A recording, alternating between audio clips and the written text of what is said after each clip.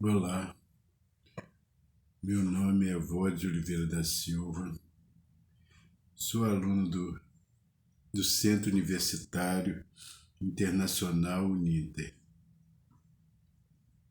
Sou graduando de licenciatura em Sociologia.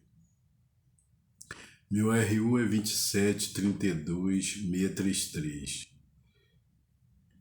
Este vídeo é uma exigência para a conclusão do estágio supervisionado obrigatório no formato extensão. E o tema do meu projeto de extensão é Educação e Escola. Hoje falarei sobre Escola Nova e os pioneiros da educação no Brasil, que são eles, entre eles estão Anísio Teixeira, Rubem Alves, Paulo Freire. Todos eles são os pioneiros da educação no Brasil. E Anísio Teixeira foi um dos principais intelectuais da educação e o pioneiro da educação nova no Brasil, que segue a linha do filósofo estadunidense John Dewey. Então, Anísio Teixeira foi um dos principais intelectuais da educação do Brasil, com um papel central no movimento dos pioneiros da educação nova, que combatia tanto a herança pedagógica jesuíta quanto o positivismo pedagógico. Fazia isso em prol de uma concepção escolanovista da educação nacional. A escola nova é uma tendência pedagógica que enfatiza o papel do aluno como agente do processo de ensino-aprendizagem e que define o professor como facilitador desse processo. Teixeira teve formação jurídica na Faculdade de Direito da Universidade do Rio de Janeiro e colou grau de bacharel em Direito em 1922. Em 1924, atuava como inspetor de ensino na Bahia. Até então, seu discurso era ainda bastante marcado pelo positivismo, que estava fortemente presente no meio jurídico. Entretanto, após um período de estudo nos Estados Unidos, em 1928, o educador tomou contato com as ideias pedagógicas de Denver e mais tarde procurou adaptá-las à realidade educacional brasileira. Tal como o pensador estadunidense, Teixeira propunha que a educação estivesse orientada para a vida dos alunos, criticando o autoritarismo e os aspectos arcaicos da educação nacional. Em seu discurso de posse como presidente do Instituto Nacional de Pedagogia, atualmente Instituto Nacional de Estudos Pedagógicos Anísio Teixeira, o INEP, Teixeira comparou a educação brasileira desfavoravelmente em relação aos sistemas educacionais de países desenvolvidos. Anísio Teixeira criticava, acima de tudo, o caráter dualista da educação brasileira, herdado dos jesuítas e mantido pelos positivistas, que separava, de um lado, a educação para as elites e de outro, a educação popular. A educação, na concepção do educador, deveria ser a mesma para todos, pois do contrário só serviria para a manutenção do elitismo, do autoritarismo e da desigualdade social na sociedade brasileira. Ele se tornou um ferrenho defensor do ensino público, gratuito e de qualidade para todos. Entre outros aspectos, Teixeira teve um papel importante na formulação do Manifesto dos Pioneiros da Educação Nova, lançado em 1932 e assinado por importantes intelectuais da época. De acordo com o documento, a educação deveria ser responsabilidade da família e do Estado.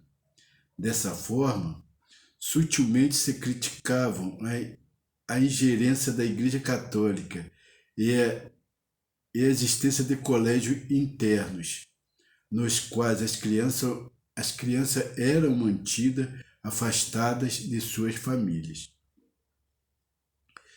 Nos anos de 1970 e 1980, o pensamento de Anísio Teixeira sofreria duras críticas por parte de intelectuais de esquerda, que condenavam a inspiração estadunidense de suas ideias pedagógicas, acusando-o de promover uma educação de caráter liberal e individualista.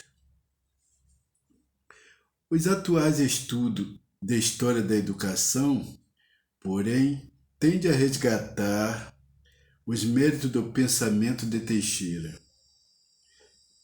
que precisam ser devidamente contextualizados.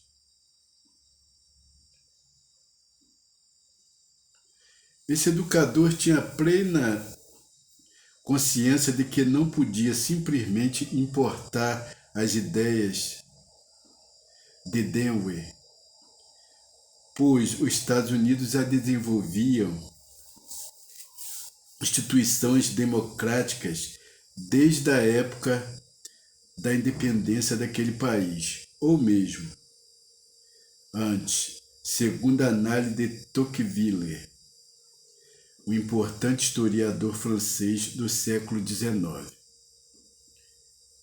Em uma obra intitulada A Democracia na América. No Brasil, pelo contrário, o autoritarismo na monarquia foi substituído pelo autoritarismo da chamada República dos Coronéis. Em outras palavras, enquanto Dewey propunha uma educação que aprimorasse instituições sociais já existentes nos Estados Unidos, Anísio Teixeira pensava a educação como força transformadora que agiria contra as instituições antidemocráticas no Brasil. Longe de meramente copiar ideias estrangeiras, Teixeira procurava adaptá-las à realidade nacional, chegando até mesmo a criticar a mentalidade individualista e tecnicista de muitas propostas escolonavistas, e a defender o papel da filosofia e da arte na prática pedagógica.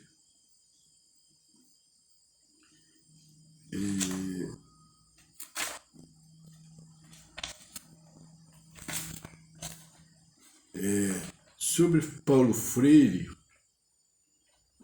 o Paulo Freire, ele Rubem Alves, dialoga com um filósofo e pensador francês que é o Jean-Paul Sartre. Aqui no texto ele dialoga com esse pensador, que esse pensador é o principal representante da corrente existencialista. Ele tem algumas obras de grande relevância, que é o ser e o nada, a crítica da razão dialética.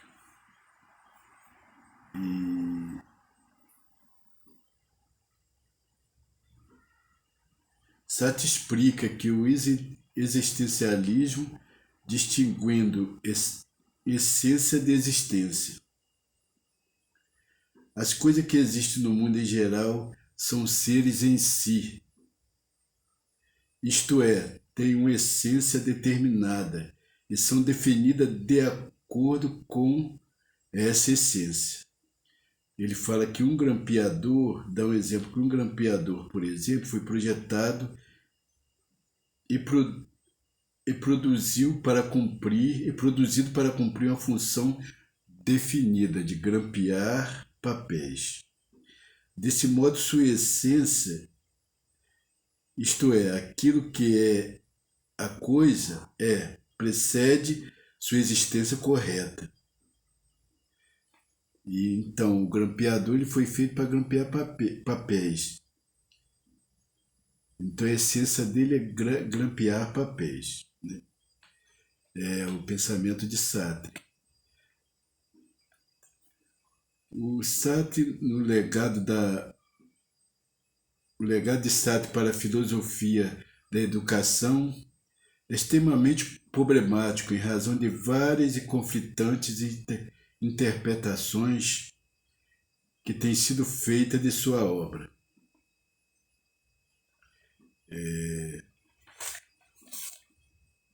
Mas vamos ao que interessa, que é nossos pioneiros da educação. E agora eu vou falar sobre Paulo Freire. Paulo Freire propôs a superação de um ensino autoritário que impõe conteúdos que emanam de cima e de fora, e toma o educando como uma tábula rasa, um papel em branco, esperando ser preenchido por aquilo que o professor lhe transmitirá. Esse modelo monológico, que Freire chama de educação bancária, na qual o conhecimento é depositado no aluno como dinheiro numa conta bancária, deve ser substituído por uma abordagem dialógica. Os alunos não chegam na escola, não chegam à escola vazio de conteúdo, mas com um saber sistemático e informal que melhora qualitativamente no diálogo com o professor.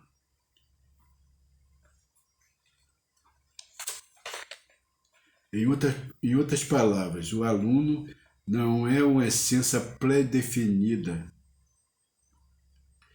mas um ser existencial que constrói sua essência, que se torna sujeito num processo intersubjetivo que envolve o professor e seus colegas.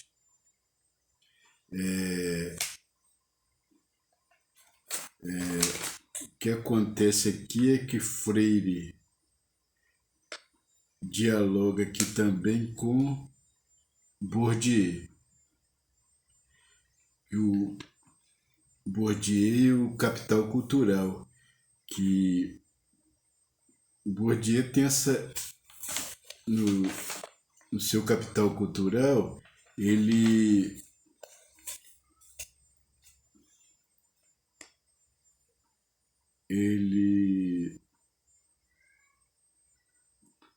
fala o pensamento dele é o mesmo de Freire, que fala dessa educação bancária que o Freire fala, e Bourdieu já fala de outra forma, que aqui os alunos não chegam à escola vazio de conteúdo, mas de um saber sistemático Esse saber sistemático para Bourdieu é o capital cultural, que cada um traz do seu meio social, da onde o sujeito já no meio social, antes da escola e da educação, ele já tem um capital cultural, que é o seu modo de vida com sua família, sua religião e, e os costumes, que quando vai para a escola, aqui o Freire fala que os alunos não chegam à escola vazio de conteúdo. E lá Bourdieu fala de uma forma contrária, mas que numa interpretação é a mesma coisa, que os alunos já vêm com seu capital cultural. E o Freire aqui fala do saber sistemático e informal. Em outros vídeos eu já falei sobre educação informal e a sistemática, que é justamente o que está aqui no pensamento de Freire. Em outras palavras, o aluno não é essência predefinida, mas um ser existencial que constrói sua essência, que se torna um sujeito num processo intersubjetivo que envolve o professor e seus colegas. Para Freire, tal como para Sartre, a existência precede a essência. A grande diferença entre os dois teóricos é que o filósofo francês concebe a constituição de um sujeito individual, que a priori é livre, ao passo que Freire enfatiza o caráter coletivo da constituição da subjetividade num contínuo processo de libertação dos fatores de opressão.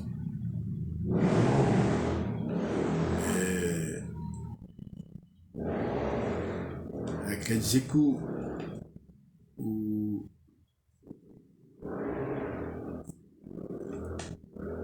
o Sartre fala que a priori o indivíduo é livre, e o Freire enfatiza o caráter coletivo da constituição da subjetividade, num contínuo processo de libertação dos fatores de opressão. O Freire já fala do educação libertária, do educação que liberta o sujeito.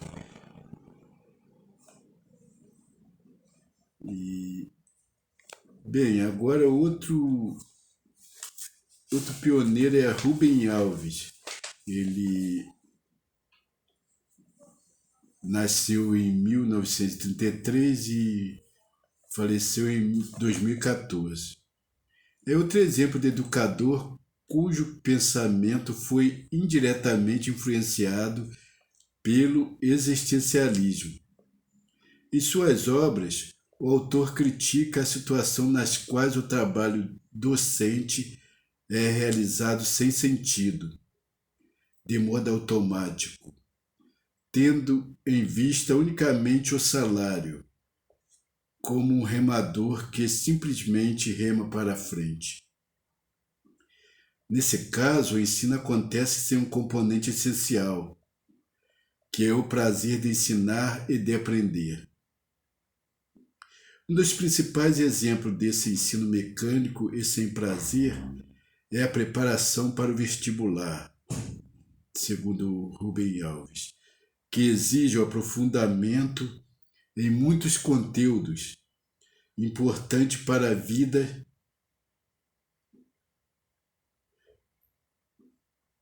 enquanto outros conteúdos importantes para a vida são deixados de lado.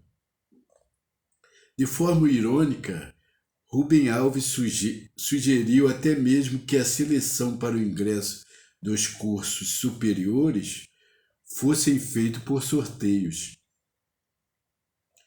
Esse modelo de ensino desmotivador, criticado pelo pensador brasileiro, se aproxima da percepção existencialista da vida como absurdo, característica do pensamento sartreano.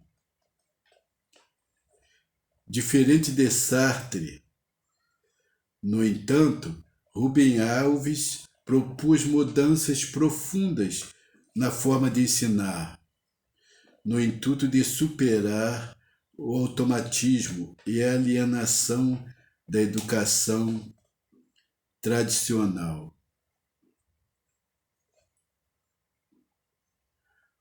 Para ilustrar sua visão, o educador utiliza a metáfora dos eucaliptos e jequitibás. Ele fala que os primeiros, que são os eucaliptos, crescem rapidamente enfileirados, prontos para o corte. Esses são comparados aos alunos que na escola tradicional são preparados unicamente para o mercado de trabalho. Que aí ele quer dizer que o ensino de preparação para o mercado de trabalho ele é um pouco superficial, não são aprofundamento em todas as ciências, é baseado naquilo que o mercado de trabalho exige, que são os cursos que são dados muito por prefeituras, centros sociais, que é de grande valia para os jovens e as pessoas em geral ter um conhecimento de alguma profissão, mas que são superficiais, que muitas das vezes o sujeito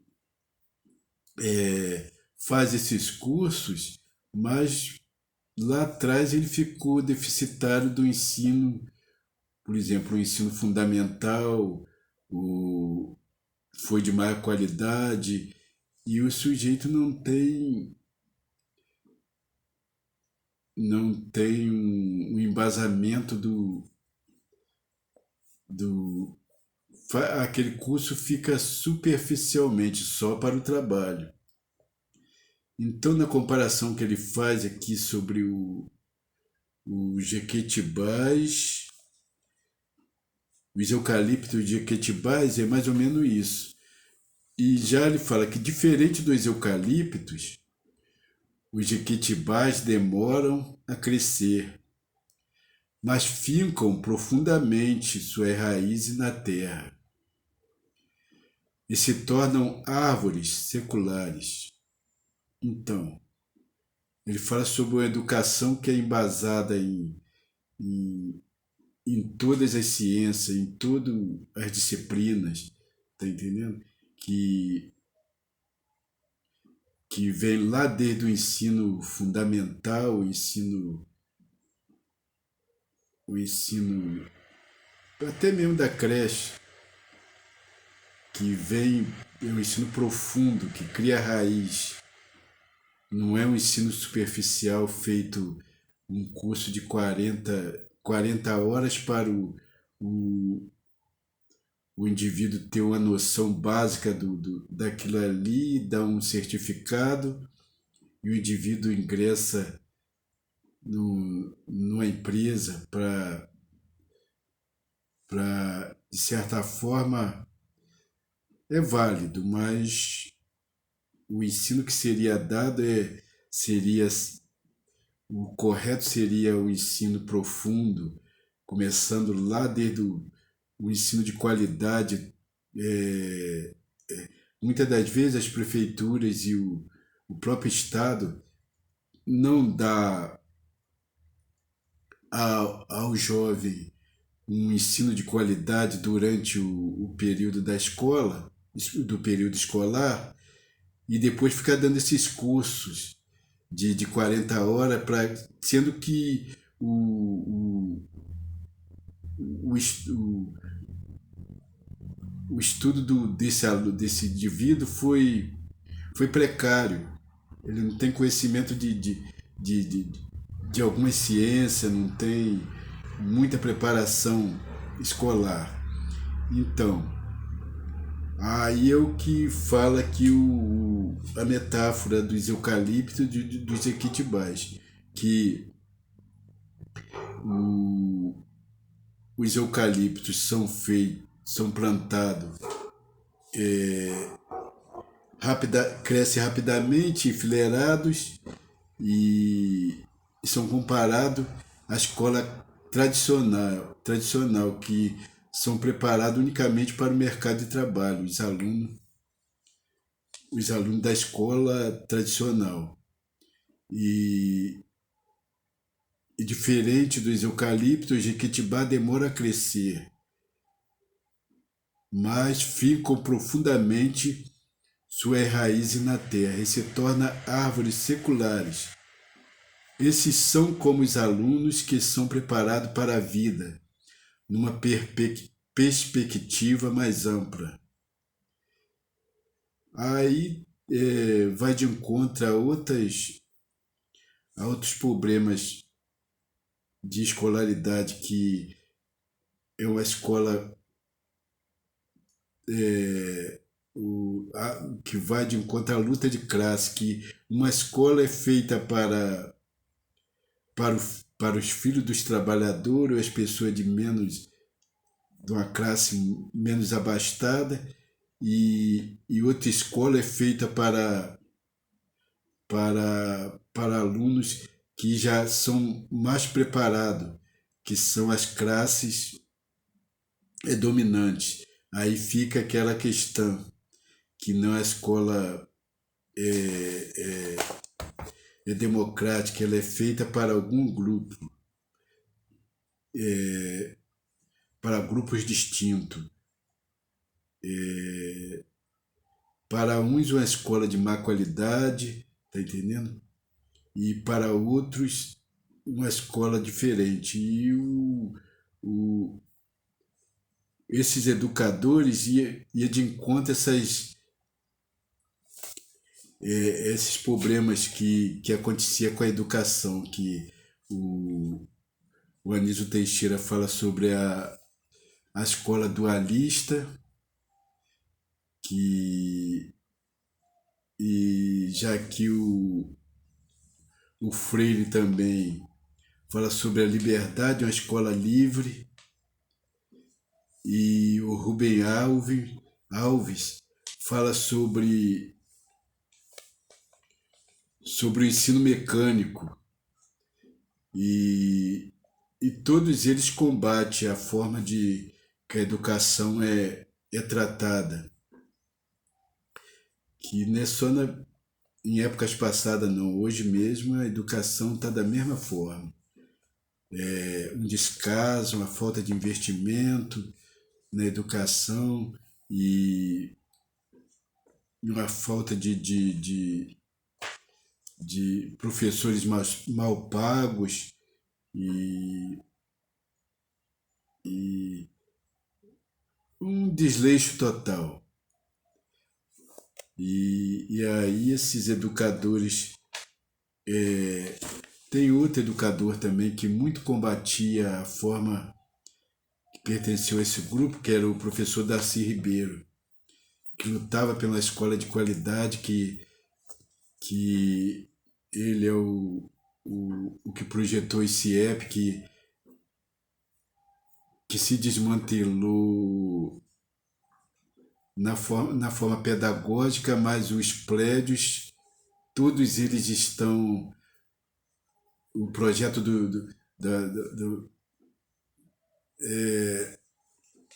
estrutural dos prédios não acaba nunca. É um projeto para a escola em si, o prédio está estão em, em todo o estado do Rio de Janeiro. E que o que eles projetaram naquela época, a escola que o aluno chegava de manhã, tomava café e tinha educação física e atividades, e várias atividades, só ia embora à tarde. Quer dizer que o sujeito tinha uma formação que a mente ficava totalmente ocupada. E, acabaram com esse sistema de ensino e tá aí, só existe, municipalizaram a maioria dos CIEPs do estado do Rio e acabou e ficou